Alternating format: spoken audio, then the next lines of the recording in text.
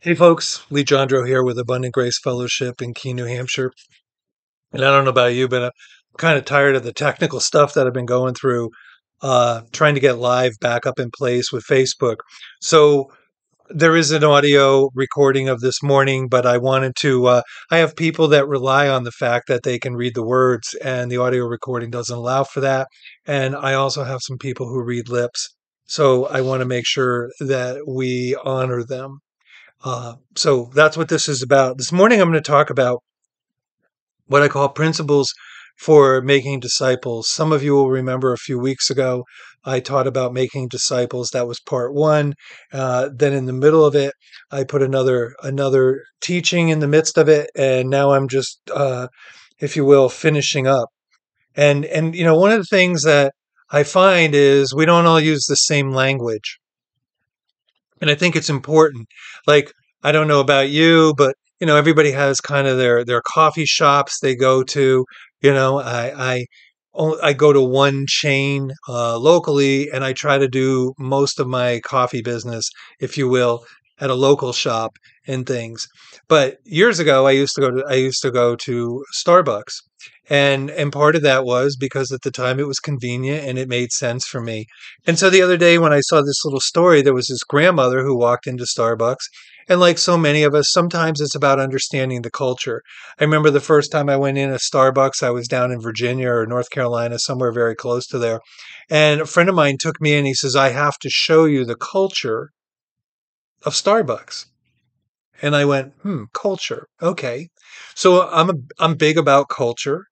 And so I thought about it, and I watched him and he showed me what you did and what kind of coffee do you like here, and this is what you buy if you like that kind of coffee. The biggest complaint that I hear from people that aren't big fans of Starbucks, other than that stuff, is that people don't know how to order what they want when they go into a Starbucks. I just want coffee.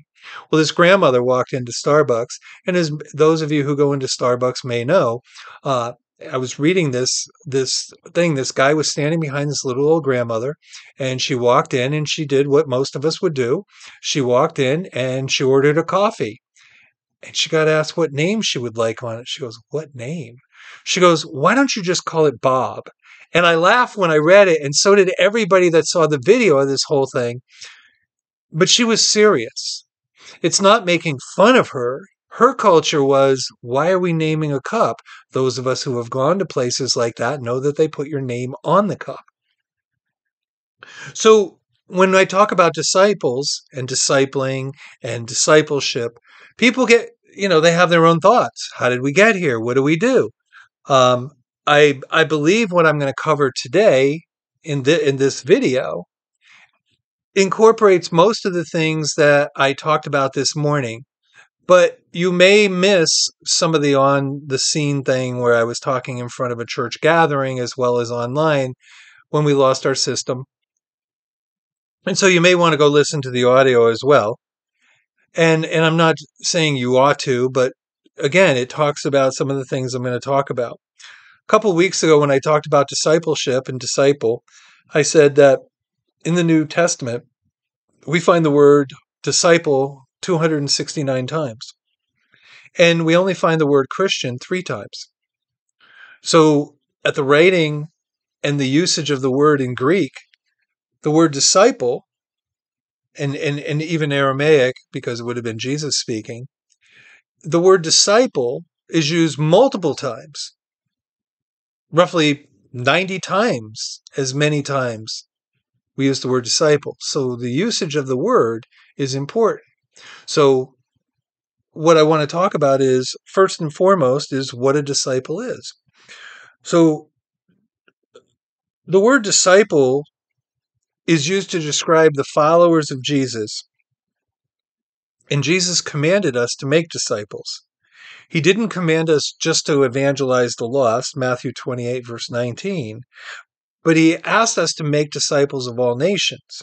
And so even though only 3 times is Christian used and 269 times discipleship, or the word disciple, is used, what we don't see a lot is an emphasis on making disciples. What we hear about is a teaching, in some respects like this, about being a disciple. And what does that mean?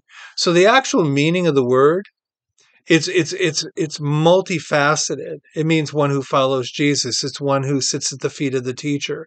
It's one who asks questions. It's one who responds. It's one who takes the practices of the teaching or the understanding they have and begins to apply it in their own life.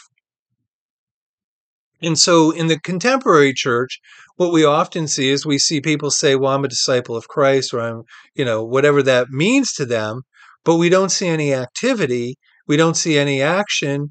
And we don't see the things that we think about when we understand that this is someone who is invested in the process of learning more about Jesus and taking what he or she learns and applying that not only to their life, but integrating that or introducing that into the culture at large. So when this grandmother walked into Starbucks, she didn't understand the culture. What I want to do today is make an effort to get people on the same page with regard to culture. It's said that it takes 21 times approximately for someone to do something before it changes to habit. So regardless of what your understanding, and your understanding of disciple may be, in fact be very much what I described. But if it's not, at least give yourself grace and allow grace to flow through you and give yourself the opportunity to go study and find out what discipleship is in your life. And so this morning, or this afternoon now, but you may be listening to this morning because I still think I'm in gathering mode. I want to talk about principles the things that I've learned and the things that I make an effort to activate in the people's lives around me and the things that were activated in my life. And so the first one has to do with what I'm going to call reparenting. We have a lot of families that are broken, and what I mean by broken, we don't have nuclear families. We oftentimes don't have a father or a mother in the home at the same time with the children. A lot of people oftentimes are foster children. As the culture changes, what it makes me understand more and more is that the church has been absent and has been absentee in the process of what we've been asked to do. And so if I'm going to teach people about being a disciple, part of it is teaching them that there's a godly way to be in submission one to another, that there's an understanding of who the Father is and his love for us, that it has to do with covenant, it has to do with a godly household. There's things that are active in a godly household that may or may not be in a household that's not following the ways of Jesus. And so our church fellowship, like so many, is a family of families. And we function to the best of our ability as the household of God. And one of the primary functions is that we want to reparent, if you will, people who have been through brokenness. I myself came to the church. I came in. I was the product of divorced parents, and I struggled with that. And it meant I had to pick one over the other. And then I came to the church after years of being in 12-step program, and I came in, and all of a sudden, the world was a different place. And so I needed to be reparented, not only by God Himself, but I had to God's my father, but I had to understand, and I didn't understand, that there were men and women who were going to come into my life who were going to become like spiritual parents, if you will. And I didn't trust anybody. And as I shared in the meeting this morning, and you're welcome to go listen to it, there was a guy named Bob in my life. And Bob came up to me, and he was this big, burly, contractor, sweetheart of a guy. And when he started talking to me, I realized my radar wasn't pinging. And over the years, we became very good friends. And we hung out a lot together. And when I left that fellowship and moved on in my life, left that geography, if you will, moved to the other side of the state, another man came into my life, as well as other people, husbands and wives, who came into my life and took me under their wing. I would like to tell you that I got it all overnight, but it's a process. Discipleship is not a microwave process. It is a long, marinating process of learning to trust one another, believing what they say, of embracing principles and seeing how those principles apply to my life. Some people said it happened to me this morning after the meeting as well. Somebody came up and said, "Do I call you pastor?" I said, "I just want you to use my name. My name is Lee, and I will do my best to be available to you in the process that you go through." And there's many men as well as women who I've been in process with for many years. Some of them have made great progress. Some of them didn't always make progress. Some of it was on me and some of it was on them. Just as my own particular journey with men and women who entered into my life, I didn't always follow what they said and I paid the price for it in some levels. So there's a reparenting process. The next one is that I think the church at large needs to stop focusing on the crowds and how many people are there. That if you read our mission statement, it says that we love people, we train people, we equip people, and then we repeat that.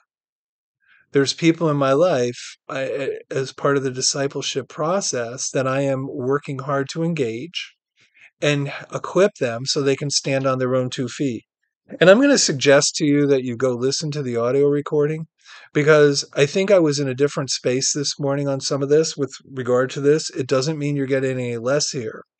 But if I wanted to be a disciple, I would want to know all the nuances of what that means. That's who I am. I want to research stuff. I want to find out answers. You know, why did 12 disciples stay and thousands of people who just got fed and heard all the teachings of Jesus? Why did they depart? And we know that the disciples said that we would leave to Jesus except you have the word of life. So it's not about who's there in the sense of how many people are there, but it's about who's there. The people, I said this to my children many, many years ago, and it wasn't in a negative way. But sometimes one of my children, my wife and I have 5 children between the two of us. And sometimes children have felt like one got more than the other. And we can call it sibling rivalry. But what I explained to my children was I love each one of you in your own special way. But I'm always going to be active in agape love towards you. But one of the things I will tell you, the more time you spend with me, the more you will get out of me. And I think that's true in all areas of life.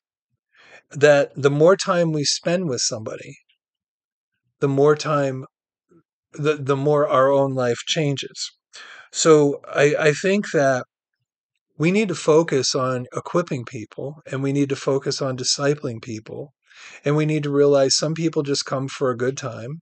Some people come because they have a need and they don't know what the need is. And hopefully we'll be able to see them move, more towards the following of Jesus and standing more on their own 2 feet. But between here and there, I think that attraction doesn't work as well as getting involved with people and allowing the flow of the anointing that each one of us carries in one another's life. So I'm not a big fan of consumer Christianity. And I think it's really important that each one of us um, take time to make sure that we're not. And so I think it's important that we focus not on the attraction, but we focus on the service that comes out of who Christ is in us. And so that's that piece that I don't focus on what we're doing. I don't spend money on advertising. I don't spend money on marketing. My budget has to do with what I sow into people, meaning that we sow into recovery and we sow into um, the homeless and we sow into the poor and we sow into missions. And each one of those, I believe, is helping people. The recovery program is helping people walk through steps of recovery that line up with Bible principles. So the next one I want to talk about is I think we need to be more people-based, and I believe Abundant Grace is more people-based than it is program-based. I try to adhere very strongly to our mission statement, which is to love people, regardless of who they are, what they do, and how they do it, to teach people to train one another in the things that Christ would have us to be trained in, to equip people so that they can walk out who they're called to be, and then repeat that process. So I'm not a big believer in programs. I did attend Bible school as my wife did. But I can tell you that I learned more on the streets in the first year of being out on my own than I ever learned in Bible school. And that's not a reflection on the people who taught Bible school. It's a reflection on how we learn and how we process. And so Paul didn't just preach into people's lives. What he did do was he poured out his life into the lives of others. And I think one of the things that lacks in the world today, especially the church, is we talk about boundaries and we talk about walls and we talk about all these things, but what we don't talk about is the pouring out into somebody else's life. We talk about investment in people's lives, and I'm not a big fan of that word because that makes it sound like they're a commodity. What I am a big fan of is pouring out into people's lives, much like the Apostle Paul did. Disciples, first, by the way, reference for that is 1 Thessalonians 2:7. What what I'm a big fan of is disciples do life together. And we don't just do meetings and Bible studies.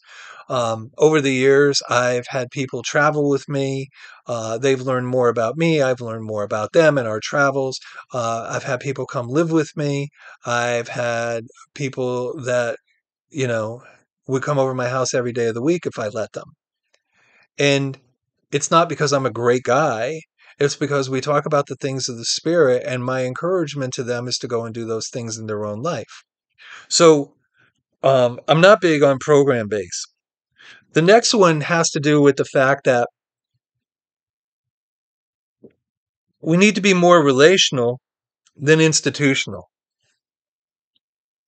What that means is if we're going to be serious about the process of discipleship, um, then we're not going to be able to do the formal stuff. We're going to be very informal and engage the process of mentoring in people's lives. In my own church fellowship, I actually use a printout that came from something I learned early on, the 5 steps of mentoring.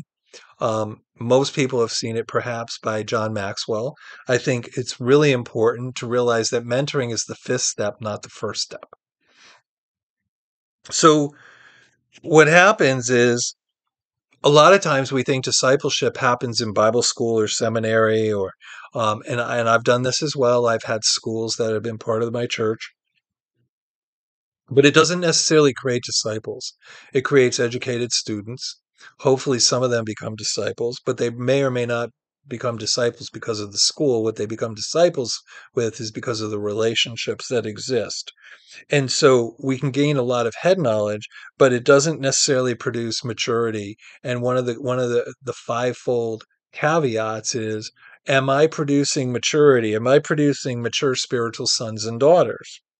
And so without having head knowledge, without a personal connection, um, what happens is we can have a lot of gifted leaders, but without a lot of character. And character to me is a major big deal. Hardly a day goes by that I don't see something about a church leader. Doesn't have to be a church leader, but let's be real. That I see a leader has fallen or going through a divorce or doing something foolish or doing something, that they ought not to be doing because we've not majored on character. We've majored on gifting. Discipleship is not about gifting. Gifting is important and everybody has gifts and gifts, gift and gifting, but not everybody has character, and character is something we learn by process. So the next part of it has to do with um, engaging the New Testament, if you will, pattern for church life. In our church fellowship, it has to do with leaders, it has to do with elders, and it has to do with deacons. We do have a board, we have an official board, but that's really more about our finances and things, other godly men and women who are on that board. But the fact of the matter is, we need to develop more and more, we need to develop leaders, our elders, and we need to develop, and elders has to do with maturity, not chronological, though it can, but it has to do, and we need to be able to see deacons come forth. So the number one thing that I see missing a lot in leadership when I see a lack has to do with the lack of love. And I talk about love all the time. People who don't even come to church know, they read my posts and things and they know, well, you're the love never fails guy. And I go, because never fails. And so we need to reach out for the character. of individuals, and we need to do it through love. And so one of the things that happens is, and I'm moving to the next one, we don't need a religious church culture in the sense of we don't need something that has, every dot, every box checked. But what we need to do is talk about church life. And and so what happens when you have a religious culture is everything's superficial and people don't get the chance to work out their stuff. And so I don't think if we're going to make disciples, we can disconnect and make everything about book study, as I mentioned earlier, head knowledge, and then put it together in a way that makes sense. But I think we need to learn to do life together. I'm iterating that again. And so one of the reasons I think we don't have a lot of disciples, even though people use that word, but disciples who are making a difference where they live, whether it's in their family, in their marriage, in their community, in their workplace, in their school, is because they see the religious structure, but they don't see the life of it. And they don't see the journey that goes on with it. And so what happens is that religious structure actually keeps people from becoming real disciples.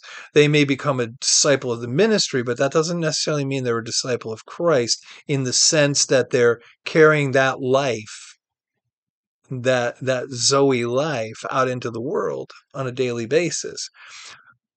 I have said this for probably 30 years. Church is never about going to church. It's always about being the church. And again, I did more on this in the audio version, I know, and I just don't remember a lot of it. Um, it's not popping the way it did when I was in the middle of that sequence. But what we see is we see people pulled back and held back by those things. And I'm not about that. I'm about let people take risks and come back to me and say it didn't work or it did work, but I don't get why this happened, that kind of stuff. So then this moves us on into a more talked about part about we need to focus on developing character and we need to stop promoting talented individuals. So in my life, I immediately was pulled onto worship teams. I was a rock and roll drummer before I came into the kingdom. I went to a very professional worship team. There was three of us. We were all great drummers. I don't say that lightly. I say that because every church that I've ever been involved in pulled me into their worship. But just because you're really great at worship doesn't mean you necessarily have godly character. And one of the things I'm going to be talking more about is what I said to a friend of mine who came to me and told me about a circumstance that had occurred. And we were talking about it, and there was a blow up between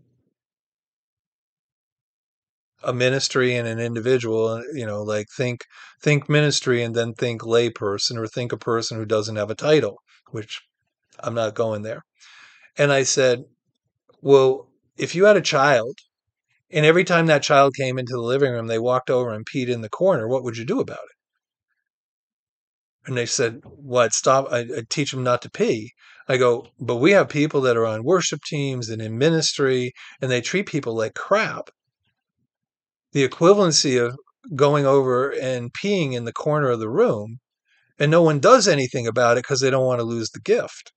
They don't want to lose the worship leader. They don't want to lose the worship team. They don't want to lose the minister. We don't want to lose that deacon. We don't want to lose that giver because they give lots of money to the church.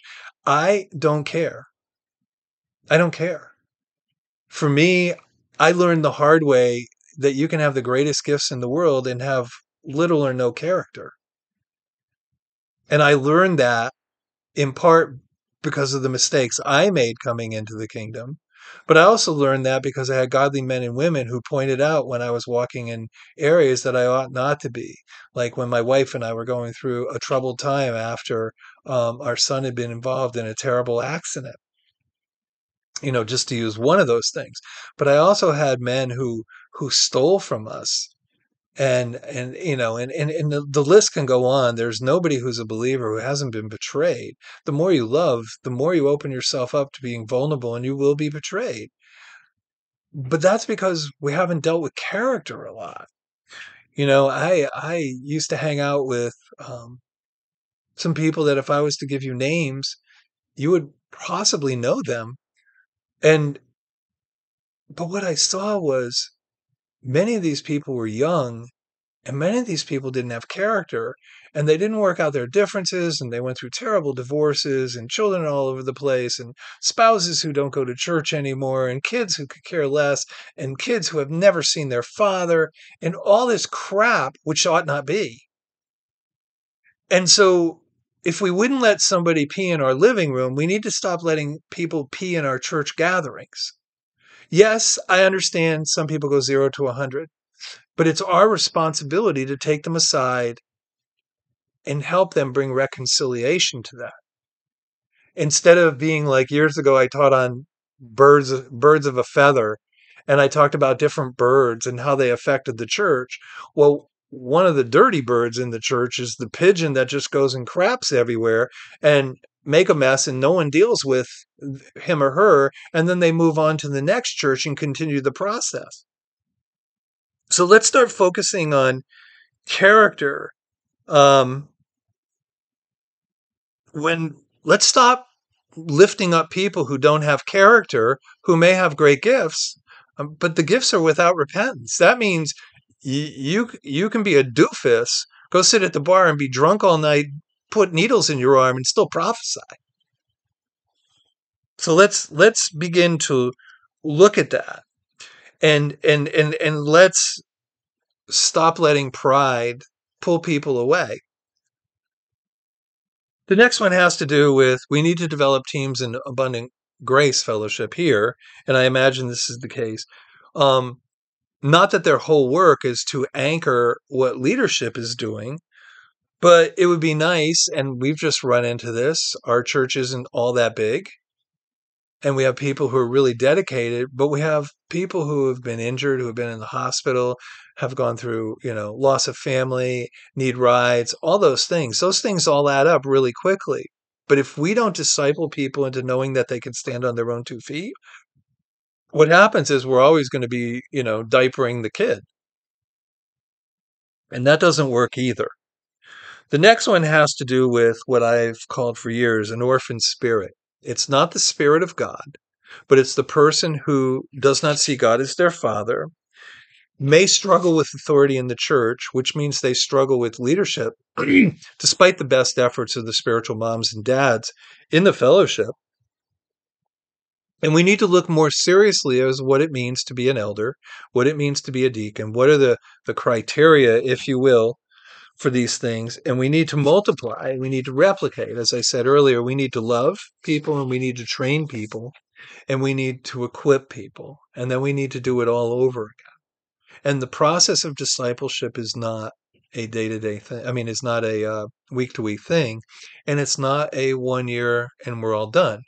I ran into a man yesterday with my grandson and I went to have coffee with my wife and a friend, and we met them downtown. And a gentleman came up who sees me on a certain day of the week, and he sees me with somebody, and he introduced me to his wife, which he didn't know I already knew her from another realm. But he introduced me to her, and he said, "Yeah, this is one of the guys I see every week." And everything. And he goes, "How long you been going there?" And I said, "I meet with that person that you see at for 6 or 7 years, because that's what discipleship is about. It's about process. It's about getting together. Sometimes people go through difficult times. I am grateful for the men and women who have been in my life since the day I walked through the doors, practically.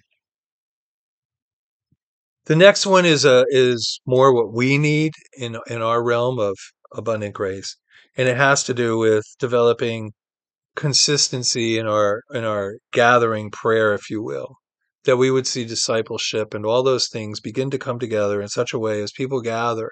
It builds hope in people's lives, but it also opens the doors to the things that are needed in abundant grace fellowship and what we need.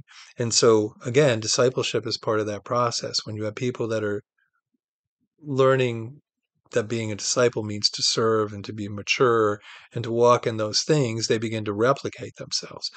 One of the reasons you know that maturity doesn't exist in the church is because we don't see a replication. We don't see people becoming spiritual moms and dads, if you will. Um, You have to be mature to reproduce in the real world and in this world. So the next one that I'm going to kind of end on, I'm very big about the local church expression and all that means. Um, as I said earlier, we do give finances across the nations. We do things that affect people that aren't in our area, but the local church expression is extremely important to me. It wasn't always. I traveled a lot early on. I was here and there and everywhere, but I thought, oh man, how do I put this? I thought that I was going to be in ministry, but then I realized to be in ministry, you had to have a church, if you will. And please understand that I don't believe this all now. And then you had the church was kind of your liftoff, if you will, to move on to do things. But that's really not how it works. The local expression is the important expression. And as much as I like to travel and I get asked, and again, you can hear more on the recording that I did this morning about some of this and some of the things I've been asked to do in recent days, I'm convinced that the local expression is the one that I can change the best and the one that I can change the most. And this is where I'm going to build disciples. And this is where you can build disciples. And when I say you, you may or may not be part of Abundant Grace Fellowship, but wherever you live, your call to maturity is to replicate yourself. So as I'm going to close on this. This is roughly a half hour. It's a little short. Well, it's probably 15 minutes less than what I did online or through the other one. But this is what I have for today. And what I'm going to do is this will be live and it will be available and things. I'm going to put it up on YouTube as well. But I really appreciate you guys. I appreciate you taking time to listen to this, but I don't want it to be a teaching. I want it to be an overview of where you and I can go together. Where if you're in abundant grace, truly together. If you're not in abundant grace, that's fine. But how do we move ahead? And how do we move ahead collectively? The things that we want to change, the politics of our era, good, bad, or ugly, whatever you believe about that, the economy, and all those things. Um, we need to talk about the creator, the creative, and establish him in the lives of people. So, with that said, I'm going to pray. So, Father, in the name of Jesus, I thank you for each person who listens to this today. I thank you, Lord, that you're giving us the creative ideas to fix the technology needs within our church fellowship. Lord, I know there's answers that I don't know. Father, I'm at that I don't know what I don't know. Lord, I pray that you would make disciples of each of us, that you would prick hearts and you would prick minds, Lord, and we would see ourselves becoming everything that you've asked us to be. So we thank you, Lord Jesus, and we bless you. And I bless each person who's watching this in Jesus' name. God bless.